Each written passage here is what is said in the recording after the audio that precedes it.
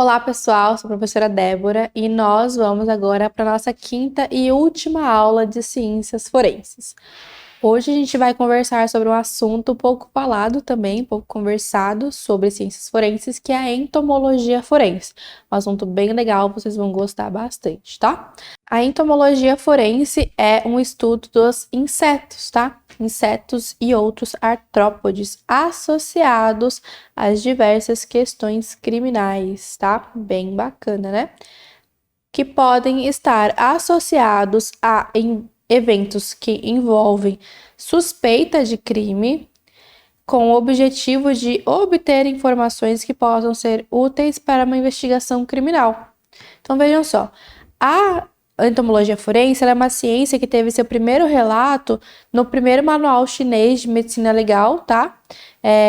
Com o caso de um homicídio em que o lavrador ele foi encontrado degolado por uma foice e na época, para tentar dar resolução ao caso, todos os lavradores foram obrigados a depositar suas foices ao ar livre e as moscas pousaram somente em uma delas, tá?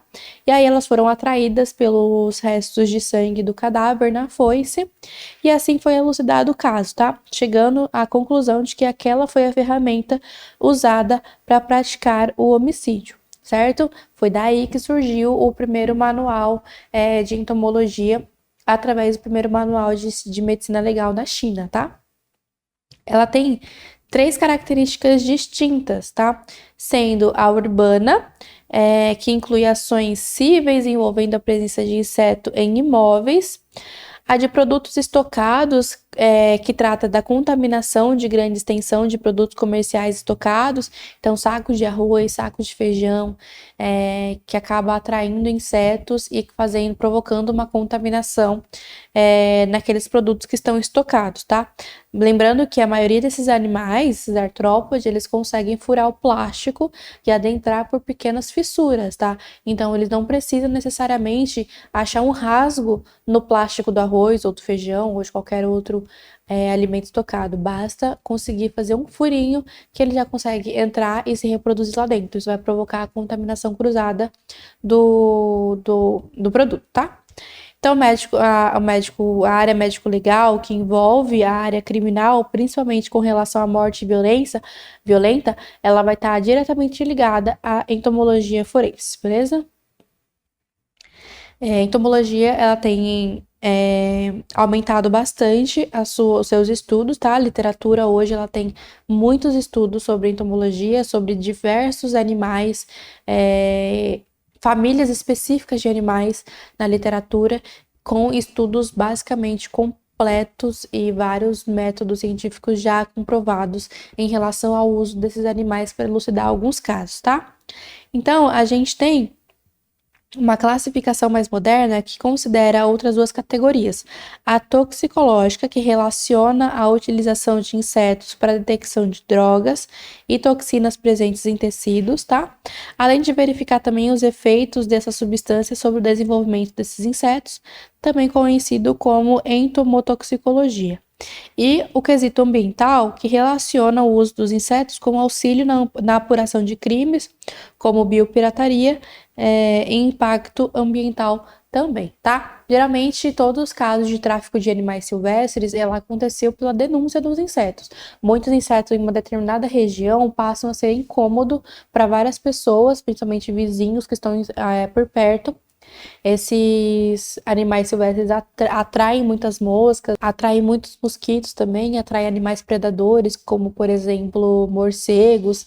Então, isso faz com que as pessoas comecem a estranhar o movimento de alta de inseto naquela região e possam vir a denunciar futuramente, certo? Vejam só. O intervalo de morte, que é o IPM, ele é extremamente importante no estudo de entomologia forense, tá? Um cadáver, ele vai constituir um sistema dinâmico que suporta uma rica comunidade e é afetada por diversos fatores locais, tá? A decomposição humana em si, ela começa de dentro para fora, certo? De dentro para fora, por quê? A gente vai iniciar esse processo de decomposição com as bactérias do nosso intestino. Essas bactérias elas vão começar a fermentar, vão começar a se alimentar do próprio intestino, vai começar a fermentar e provocar gás, tá? Esse gás ela vai sendo liberado pelo corpo e esse gás vai atraindo insetos para ele, certo? Então ele vai atrair mosca, mosquito, insetos predadores, artrópodes, besouros. Então esses animais começam a ser atraídos pelo gás que está sendo liberado pelo cadáver, e aí esses animais eles começam a se alimentar desse cadáver de fora para dentro, tá? Assim começa o processo de anulação de todo o tecido mole que esse cadáver tem, certo? Então, a taxa de desenvolvimento de artrópodes necrófagos pode ser uma valiosa ferramenta para estimar o tempo de morte, tá? O intervalo pós-mortem. Então, essa estimativa, ela vai ser através de dados entomológicos, que só é possível se a espécie for corretamente identificada, tá? Pois cada espécie, ela vai apresentar uma biologia diferente e erros de identificação resultam em erro de estimativa. Então, não vou conseguir te dar um intervalo pós-mortem correto, porque eu não consigo identificar o animal que eu estou encontrando, tá? Além disso, cada uma das espécies pode ter seu desenvolvimento alterado por mudanças climáticas, como temperatura e umidade, tá? Algumas moscas, por exemplo, elas depositam ovos dentro de cadáveres e esses ovos vão eclodir depois de X dias, tá? O frio ou o calor, ele pode tanto diminuir essa quantidade de dias, quanto ela pode acelerar também essa quantidade de dias. Então, quanto mais frio tiver, mais demorado vai ser para esses ovos eclodirem. Quanto mais calor, mais rápido eles vão eclodir, certo? Então, precisa ficar atento também às condições climáticas do local. Para estimar o intervalo pós-mortem, os estudos dos insetos, eles também podem indicar se a pessoa ainda viva ingeriu drogas ou produtos tóxicos através do estudo toxicológico das larvas necrófagas, podendo saber como que a pessoa morreu. Então, fazer o teste ali de cocaína dentro de uma larva pode indicar que essa pessoa ela consumiu cocaína antes de falecer, tá? Ela pode ter tido uma overdose na rua e acabou falecendo ali mesmo. E aí, esses animais necrófagos foram chegando, foram se contaminando com aquela droga que estava dentro do corpo do cadáver. Então, é possível também fazer o teste nos insetos, tá? Algumas espécies de moscas, como a fânia, ela também pode indicar se houve negligência no cuidado a seres humanos por serem fortemente atraídas por fezes e urinas.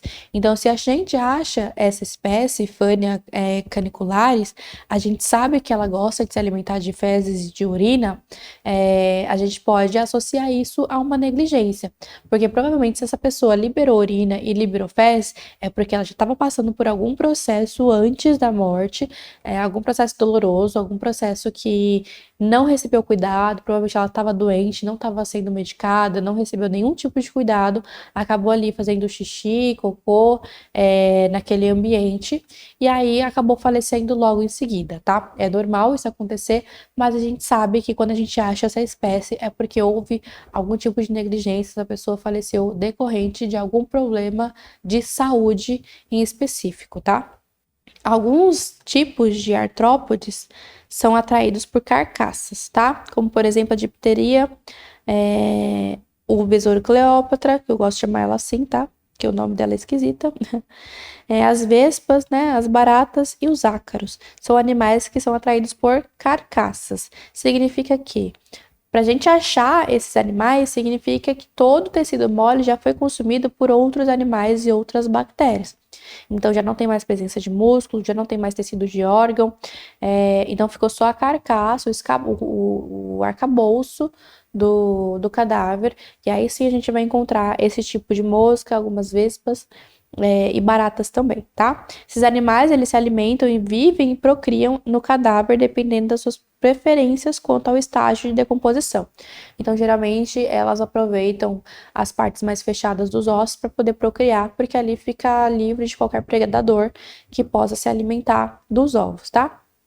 Lembrando que se for o cadáver ao ar livre, eles vão procurar colocar ovos fora da vista de pássaros, né? Pássaros se alimentam de ovos, se alimentam de baratas, então eles acabam comendo se tiver disponível. Então eles procuram os lugarzinhos mais escondidinhos que tiver dentro do cadáver para poder colocar esses ovos, tá?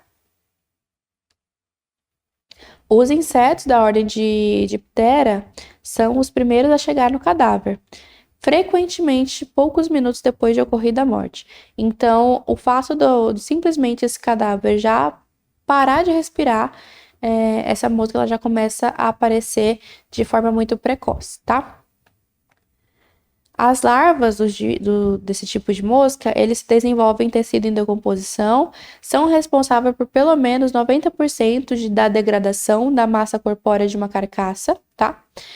Ovos e larvas depositados por esses insetos, eles podem ser utilizados para cálculo de intervalo de morte, sendo ela uma ferramenta a mais para ajudar aí os peritos nas investigações, beleza? A Fenidae, né, ele está entre os principais da família da Diptera, de interesse forense, porém ainda é uma das menos estudadas na área, mas a gente sabe que também ela aparece bastante, tá? Não se preocupe, eu vou mostrar a carinha delas para vocês. Os dípteros, então, do gênero Fanny, eles apresentam uma importância médica veterinária e forense, onde a gente tem uma necessidade de ter conhecimento acerca da biologia da sua espécie, para se tornar possível conseguir um controle melhor, né, sobre aqueles que são os vetores desses animais. E dentre a espécie, mais ou menos 4 gêneros de Fania, pouco é encontrado a respeito da biologia, sendo a maioria das espécies estudadas apenas para fins taxonômicos, tá? Então, apenas para decomposição. Mas a gente sabe que a gente pode utilizar ela para estudos toxicológicos também e analisar as larvas também por intervalo de morte. Então, por isso que é importante a gente fazer o reconhecimento dessas larvas e desses animais, tá? Vejam só. O material orgânico em decomposição, ele é utilizado como alimento substrato. Vejam só. O tecido orgânico que a gente produz do tecido em decomposição, imagine que o corpo está lá morto em decomposição ao ar livre, tá? Vamos pensar aí em um terreno baldio, certo? Esse produto orgânico, né? O tecido muscular, a gordura, o tecido dos órgãos, as bactérias que estão dentro do intestino, todas elas estão ali produzindo e fermentando esse matéria orgânica, tá? Então, essa matéria orgânica, ela tá produzindo uma coisa que a gente chama de necrochorume. É parecido com o chorume que é expelido pelo lixo orgânico que a gente tem na cozinha, por exemplo, tá? Só que esse necrochorume é por conta do processo necrófago, do processo de decomposição, tá? Então, esse necrochorume, ele tem um cheiro muito forte, então ela acaba atraindo moscas também. E aí, esse tecido orgânico e decomposição, ele vai virar um alimento e um substrato para a ovoposição. A ovoposição e a larvoposição é o principal mecanismo de reprodução das espécies de dípteros muscoides, tá? Então, esses animais, elas dependem de substrato orgânico para conseguir se alimentar e se reproduzir, tá? Alguns integrantes aí dessa ordem são vetores de ovos, né? De outras espécies, que causam aí uma doença que a gente chama de miíase. Então, a miíase, ela é bem perigosa, então, se você é perito e encontra um cadáver há um tempo já em decomposição na rua, no terreno baldio, tem que tomar muito cuidado, tem que estar paramentado para você não se contaminar com esse tipo de bactéria, tá? E aí a gente tem as veiculadoras, os micro-organismos patogênicos, né? Vírus, bactérias, cisto, protozoário, ovos de ominto, daquelas larvas, né? De protozoários também, para que podem vir a contaminar homens e animais domésticos, tá? Espécies, então, do gênero Fania, em 1830, são os causadores da miíase facultativa, tá? No trato digestivo e vias urinárias nos homens também. Então, ela pode causar uma grave infecção renal, infecção urinária, podendo levar à falência dos rins, ok?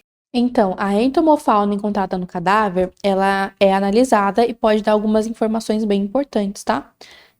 Sobre o caso que a gente está investigando. Primeira coisa, identidade do morto. Como pode ser feita com obtenção do sangue e dos tecidos do cadáver posterior à análise de DNA para identificação. Então, a gente pode sim encontrar animais sujos de sangue animais que se alimentaram do sangue também. Aí a gente pode, numa possível escassa de material genético, utilizar a desses animais também para conseguir fazer um pouco de coleta de DNA. A causa da morte, como a velocidade da decomposição ela é influenciada, né, pelos fatores como o local onde a pessoa morreu, pode descobrir se ela foi morta por afogamento, carbonização, envenenamento, entre outras coisas, outros motivos pelo qual ela pode ter vindo a falecer, tá? A ligação do suspeito com a cena do crime, alguns objetos ou pertences dos suspeitos podem ser encontrados no local e também algo que ela possa ter utilizado para cometer o crime, certo? Geralmente, esse material ele vai estar sujo de sangue, então a gente vai ter ali alguns tipos de moscas e mosquitos por perto, tá bom? E a movimentação do corpo, tá? Como a gente tem aí uma diversidade enorme de insetos necrófagos, dentro de uma mesma região, a gente pode considerar uma cidade inteira como região de diversidade para o inseto necrófago, a gente pode conseguir saber se esse corpo ele foi movimentado, tá? Coletando, identificando os insetos adultos e comparando com os insetos filhotes. Aqueles que estão imaturos estão em processo de decomposição, de desenvolvimento, quer dizer. Então, a gente consegue comparar o indivíduo adulto com o indivíduo filhote para saber se esse corpo ele foi movimentado. Porque, às vezes, o intervalo de morte ele não está batendo com a informação que a entomologia ele está gerando, tá? Então, essa comparação, ela poderia explicar que o corpo ele foi movimentado, por isso está vindo um inseto filhote para essa região, sendo que ele não estaria aqui ainda por conta do período de intervalo pós-mortem, tá bom? Vejam só. O uso de toxinas ou drogas, as toxinas elas podem estar presentes no corpo em decomposição, que vai causar mudança no desenvolvimento do estágio de vida dos insetos que se alimentam da matéria orgânica. Então, a matéria orgânica da pessoa que está contaminada com álcool ou drogas, ela vai afetar diretamente o desenvolvimento e o amadurecimento desse filhote para se transformar nesse inseto, tá? Essas substâncias podem ser identificadas também no próprio organismo do inseto. Então, às vezes, um simples teste de drogas em um inseto, a gente já consegue ter a emissão de um laudo em relação ao uso de toxinas, tá bom? E a determinação do intervalo pós-mortem, com a análise dos hábitos, né, e da biologia dos insetos, a gente consegue ter a associação ao cadáver em decomposição, que a gente consegue estimar e determinar o intervalo pós-morte. O tempo passado entre a morte do indivíduo e o momento em que o corpo foi encontrado, a gente consegue ter noção pela quantidade de ovos que está presente nesse cadáver, quantos indivíduos adultos tem nesse cadáver, quantos ovos, quantas são fêmeas, quantos são machos, para a gente conseguir saber se tem esse período de ovoposição ou de larvoposição está adequado ao intervalo de morte recorrente. As várias espécies, né, de inseto que estão envolvidas com a decomposição do corpo, a gente pode mencionar aí que possivelmente já habitavam no corpo antes do falecimento, são pulgas e piolhos, por exemplo, né? As pessoas elas podem sim carregar consigo pulgas e piolhos naturalmente, tá? Então, as espécies necrófagas, em que as moscas têm maior ênfase, as espécies que predam outros indivíduos estão se alimentando da matéria orgânica, que são besouros, onívoros, né, que se alimentam tanto da matéria orgânica quanto dos insetos que estão no local. Então, a gente pode acabar carregando insetos que são predadores de outros insetos. E é importante frisar também, quando a gente encontra piolho, quando a gente encontra pulga, carrapato, né, em cima ali da pele de algum indivíduo, né? A gente pode ali associar esse processo como provavelmente essa pessoa é um indigente, essa pessoa ela sofria algum tipo de omissão, de negligência, então é uma pessoa que não tinha acesso à higiene, então pode ser um morador de rua, pode ser um sem-teto, então isso vai depender bastante, a gente consegue fazer essas análises conforme as informações que a gente vai recebendo, tá bom? Os besouros, então, os onívoros, né, esse alimento dessa matéria orgânica, tanto da matéria orgânica quanto dos insetos, e as vespas, por fim, né, são as espécies que somente estão de passagem, né, eles aproveitam a umidade e o calor do local, mas ele não tem nenhuma contribuição na decomposição do cadáver, ele só fica ali predando outros insetos, aproveitando o calor e a umidade que o local está fornecendo, beleza? Vejam só, a gente tem o que a gente chama de fauna cadavérica, tá? Fauna cadavérica a gente chama de legiões. A gente tem aproximadamente 8 legiões específicas de insetos necrófagos. Aqui eu coloquei só até 5, porque essa lista é bem grande, tá? Mas aqui a gente tem ali uma primeira legião, porque eles trabalham em conjunto. Beleza? Então, esses animais da primeira legião são aqueles animais que se alimentam de tecido tissular, que se alimentam de células mortas, que se alimentam da superfície da pele, da sujeira da superfície da pele. Então, são animais que não precisam adentrar muito dentro do corpo para poder se alimentar, tá? A segunda legião, geralmente, é aquela que já tá ali na endoderme, que já tá pegando a hipoderme, já está se alimentando de camadas mais profundas, tá? A terceira legião também, igualmente, já começa a se alimentar de camadas mais profundas. E aqui na quarta legião, a gente já começa a ter um tipo de inseto que se alimentam de musculatura, tá? Então, da quarta legião para baixo, a gente já tem animais que se alimentam de músculo, que se alimentam de gordura, que vão se alimentar das próprias bactérias do intestino, que vão se alimentar do tecido, de todo o tecido interno na região do abdômen, que vão se alimentar do coração, que é o tecido muscular muito mais grosso. Então, isso vai fazer essa variação dessas legiões de fauna cadavérica que a gente tem, beleza? Vejam só. Aqui a gente tem alguns insetos que a gente costuma encontrar no nosso dia a dia, mas a gente acaba passando, né, desapercebido delas, mas elas estão aí presentes, né, e elas fazem parte dessa fauna cadavérica, e dessas legiões que acabam se alimentando desses animais, tá? Aqui a gente tem a mosca doméstica, tá? Essa mosca doméstica, ela é aquela mosca presente nas casas, né? Quando você deixa alimentos abertos, ela pousa em cima. Se deixar carne fora da geladeira, ela pousa em cima. Então, essa é a mosca doméstica porque ela praticamente dentro de casa, ela vive dentro de casa, tá? A gente tem a Lucília, né, que é um tipo de mosca bem maior que a mosca doméstica. Ela tem um tamanho bem considerável, ela faz um barulhão quando ela passa, a gente consegue ouvir de longe ela passando, tá? Ela é esverdeada, tem os olhos bem maiores, então é um tipo de mosca, sim, mas é uma espécie diferente, beleza? Vejam só, a gente tem aí também mais uma mosca que é a sarcófaga. Ela é bem conhecida também, a gente consegue identificar ela facilmente porque ela tem essas listras brancas, os olhos bem vermelhos. Ela não é muito grande, tá? Mas também não é muito pequenininha. Então a gente consegue fazer uma fácil identificação da sarcófaga carnariana, tá? Ela é um tipo de mosca que gosta de se alimentar de musculatura, então ela já fica naquela legião mais profunda da lista, tá? A gente tem o besouro chamado Demester, né?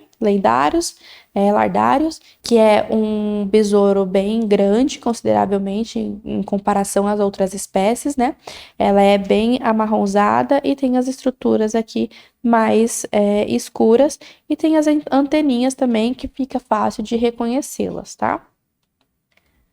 Essa é a glossa, ela é bem pequenininha, tá? Ela tem essas asinhas de borboleta, ela é bem pequenininha e ela gosta de se alimentar também de musculatura, então ela é um animal que fica em camadas mais profundas, tá? E a gente tem a necrófaga, que é esse besouro aqui, ele é bem grandão, tá? Ele é inteiro escurecido, tem as patas bem grandes também, as anteninhas também bem grandinhas, e ela é bem grande comparada às outras, tá? E aqui a gente tem um calendário tanatológico que a gente segue mais ou menos de base, tá?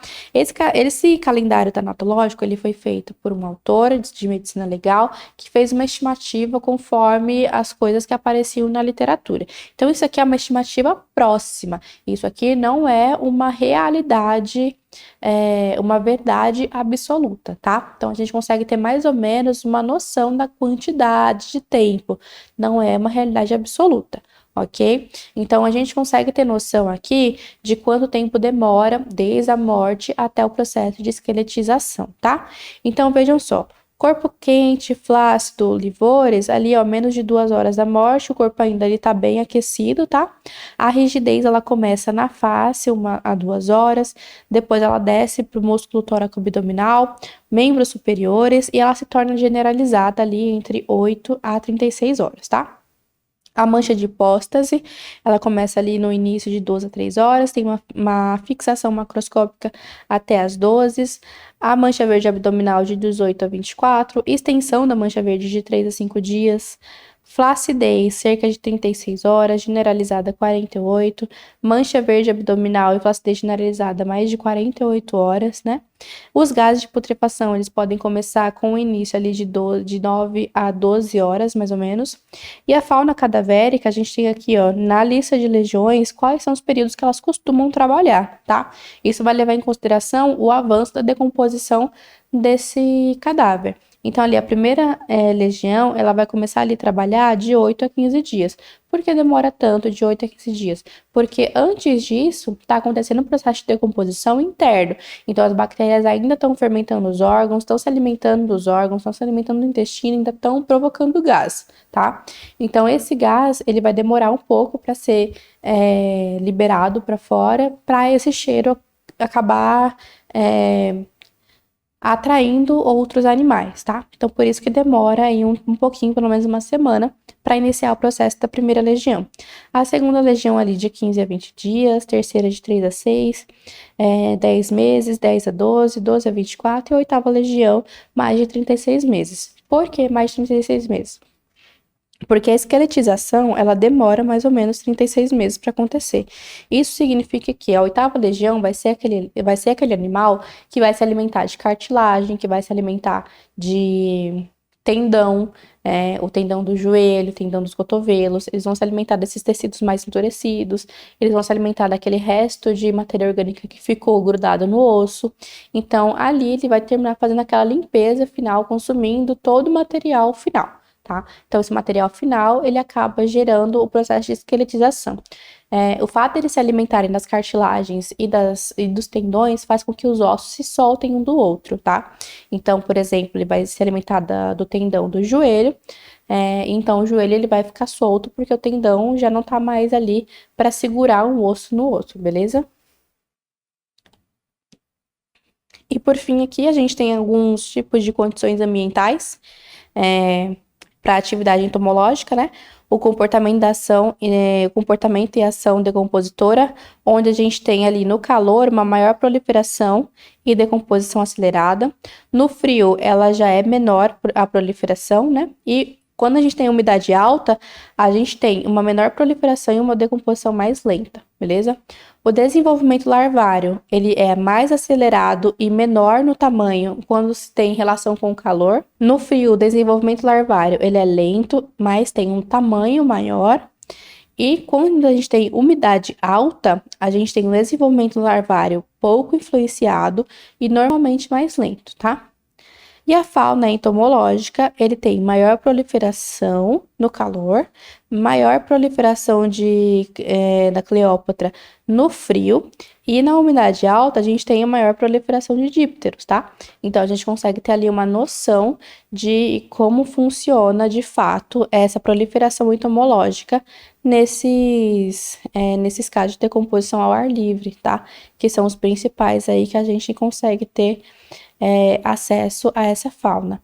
Isso também acontece dentro do caixão, tá? Dentro do caixão lá, depois que enterrou o corpo, vai acontecer esse processo igualmente. A fauna cadavérica também vai chegar nesse caixão, vai se alimentar desse cadáver. A diferença é que ele vai estar tampado, ninguém vai estar vendo, não vai estar emitindo cheiro nem nada disso, beleza? Bom, gente, eu vou me despedindo de vocês por aqui. Espero que vocês tenham gostado dessa aula, gostado do curso, que esse conteúdo tenha servido de auxílio para vocês em qualquer questão que vocês tenham. Qualquer dúvida, qualquer pergunta, pode falar comigo, tanto via e-mail quanto via Instagram também, tá bom? Eu vou ficando por aqui e a gente se vê no próximo curso.